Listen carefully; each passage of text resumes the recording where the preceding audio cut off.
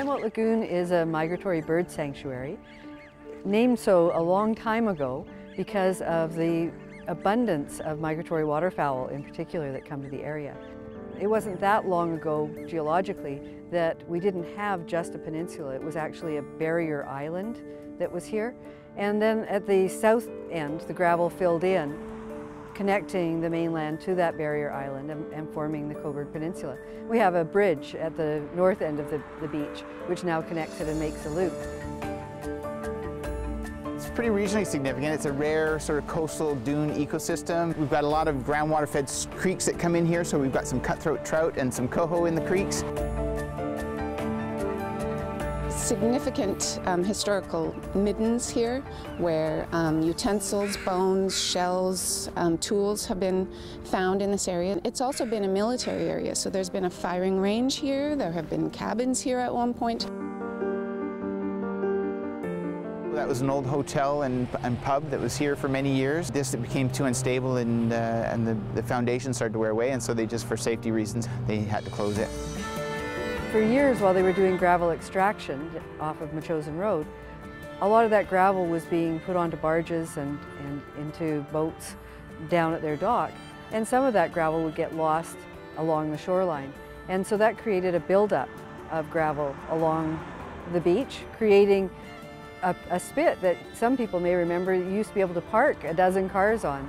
These days, there's hardly enough room even to walk. The shifting sands or gravel of the Coburg Peninsula are creating less habitat for the birds than we used to see here.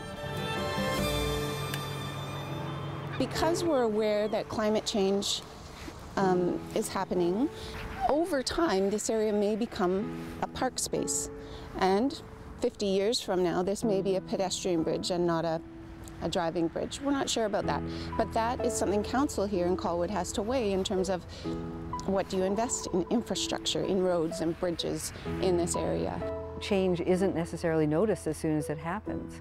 Right? I used to come down here in the 1980s, this time of year, and this lagoon was full of ducks. There were probably 10 times as many ducks as there are now. The pump station is a sewer pump station that serves the lagoon neighborhood here. And this winter we saw with the king tides and the storm surges, water coming up over that area. So that's going to need to be protected in the future, and we'll be engaging the community in how we do that.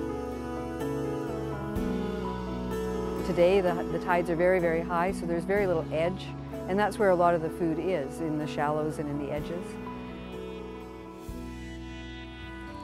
Well, we're trying a couple things. One of it is restoration of the dune itself, and trying to plant some native species to try and maintain some integrity of the actual spit, and then just trying to reclaim a bit of the parking spots that have been eroded over the years and trying to stabilize as much of the dune that's remaining.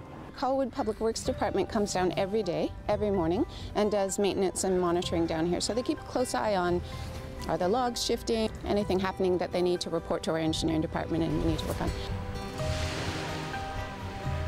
So we're raising awareness that people stay on the paths if possible and sort of leave the native species to grow and really establish themselves here in the dune and provide as much stability to the spit as possible.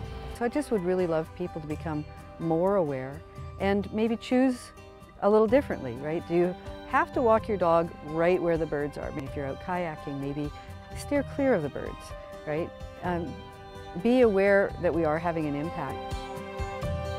There is a vision for more interpretive signage along the lagoon, so that talks about all the significant aspects, so all the historical and cultural and environmental aspects of the area, because we know that that will create a stronger sense of place, a stronger pride of place, when people know and understand and take pride in it.